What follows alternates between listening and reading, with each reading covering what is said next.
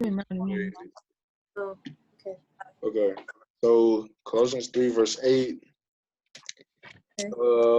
Does anybody want to read it for us?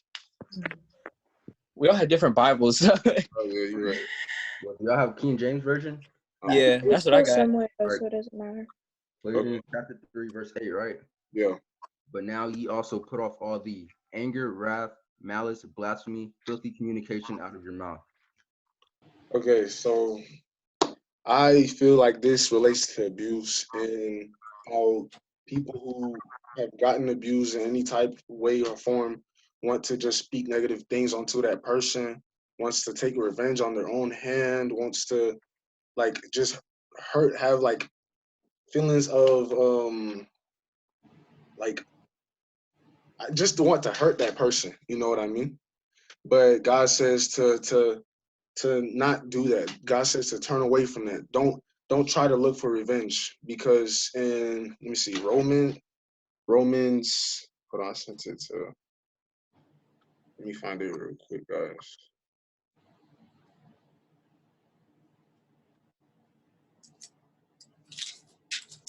In Romans 12:19, God says he'll take revenge into his own hands.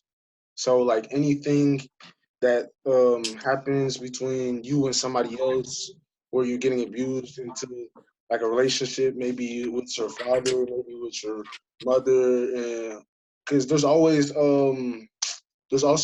what's it called like what's it called the who like when you're speaking to somebody, huh? Would you say people who what? Verbal. Like yeah, verbal Uh, abuse. There's also that, and you might want to like cuss out, you might want to say all these things, but that's yeah, not at the end of the day, that's not solving anything. You know what I mean? yeah. So you just need to clear your mind of all that. I know it's gonna be hard, but just like get rid of all those thoughts. You know what I'm saying? Just just pray for that person.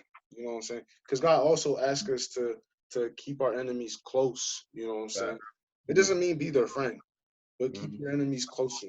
You know what I'm saying? Keep your friends close and your enemies closer. You know. And then I had Yeah. another one, Ephesians 4:31. It's basically talking about the same thing.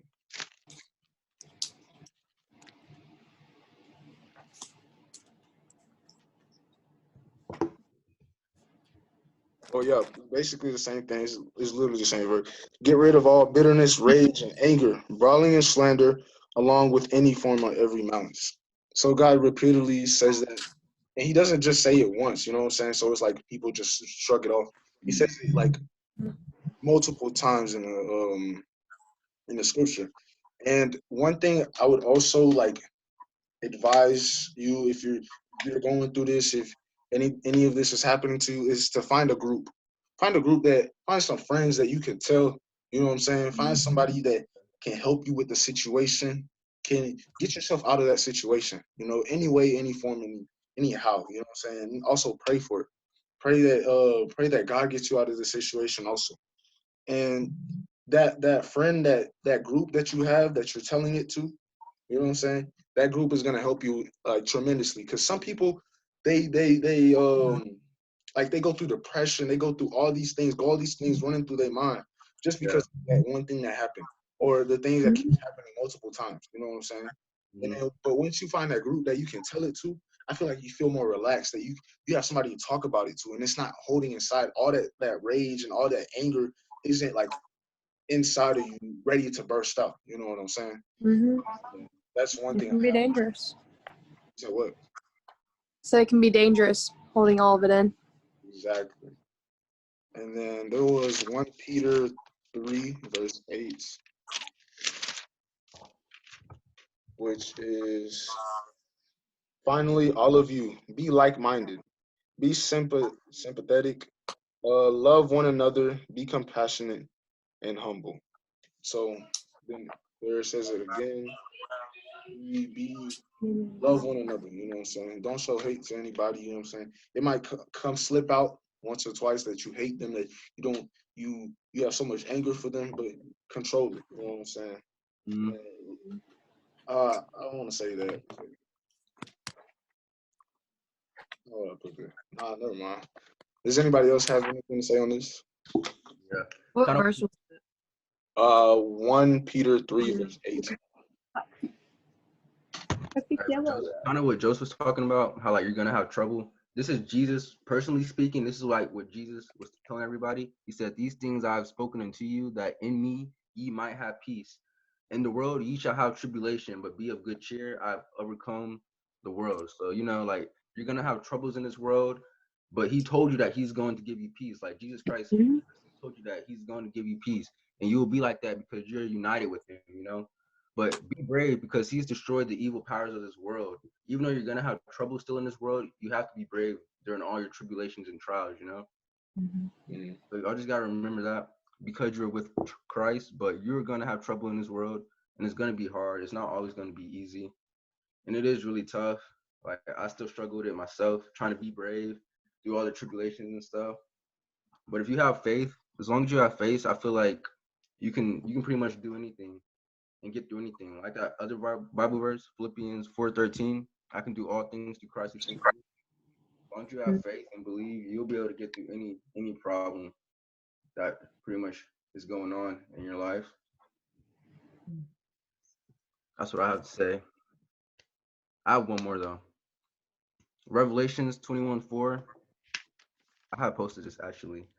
And God will wipe away every tear from their eyes. There shall be no more death, nor sorrow, nor crying. There shall be no more pain, for the former things have passed away. Have y'all seen that? Or y'all read that? Yeah. I heard it in the song. That's deep right there. But Revelations is the end time. So Revelations is deep. he's gonna wipe all that stuff away. So you gotta think of the big picture. We can't see God's vision, what he sees. We don't see what we see. So when you're stuff like that, just think like it's a purpose for all this. He gives us this tribulation for a purpose. That makes our faith grow stronger in him when we go through things like that. That just makes our faith grow stronger in Jesus Christ. If you run to him first, you can't run to the world in Jesus Christ. But if you're going through trials and tribulations and you run to Jesus Christ first, your faith will grow stronger in him. But as long as you believe, he says it, like, and God will wipe away every tear from their eyes. There should be no more death, nor sorrow, nor crying, and there should be no more pain. So just think about, like, there's a bigger picture. There's going to be an ending to all this pain and tribulation. So try not to focus on it. It hurts. Just try not to get so stuck into that moment, into that crisis. That's what Satan wants you to do. He wants to like drag you down and like make you feel trapped, like you can't get out of that situation in which you're going through. You will get out of that. Yep. You will be victorious. I agree. Does anybody else have anything to say on this? Okay. So next we're gonna talk about temptation, how to flee temptation. Yeah, I feel like this topic is like the most important topic. I struggle with this daily. Yes. I'm pretty sure we all do, but Okay. you're right. Where do I start? 1,300. Hold on, I can't even read my own handwriting. Does anybody else want to? So jokes. Exactly. James chapter 1, verse 2. James chapter 1. It says, "My brethren, count it all joy when ye fall in divers temptation. Remember to be happy, even when many kinds of trouble happen to you. Trouble can help you." So, like I was saying before, that trouble, those tribulations, that can help you. That will help you grow your faith stronger in Jesus Christ when you go through those trials and tribulations. That's his whole point. That's why he gives us these trials and tribulations to test us. He's testing us, seeing if we're gonna look to him, if we're gonna run to him. If we put him first, he's going to help us get through that, and it's just going to help our faith grow stronger to him. So when you run across any kind of trouble, just know, like, that's all Jesus Christ and Father God. He is the head of good and evil, so all things happen because of him. So just remember that. What's it called? I had something to add. It said that everybody can get tempted. Like, you don't get tempted. Being tempted is not a sin. It's how you respond to being tempted, which makes it a sin. if you fall into temptation, it's okay to fall into temptation. You know what I'm saying? Righteous people, we're in Psalms 119, I think. 19 or 11. It says, There's Psalm 9:13. so what-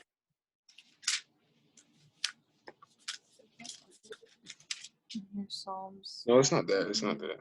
I forgot I'm what. looking at Where it says, what's it called? The righteous, they fall like many times, but like they're gonna keep going up. You know what I'm saying? They're gonna keep Yeah. growing. You know what I'm saying? Because like you can't like how do I put it? Like yeah, Jesus was tempted many times. Jesus, like Satan came to him too. Jesus was tempted, telling Satan was telling him to turn this rock into bread if you're hungry. You know what I'm saying? But he said no. The only thing that could feed or the only thing that could feed me is the word of God. You know what I'm saying?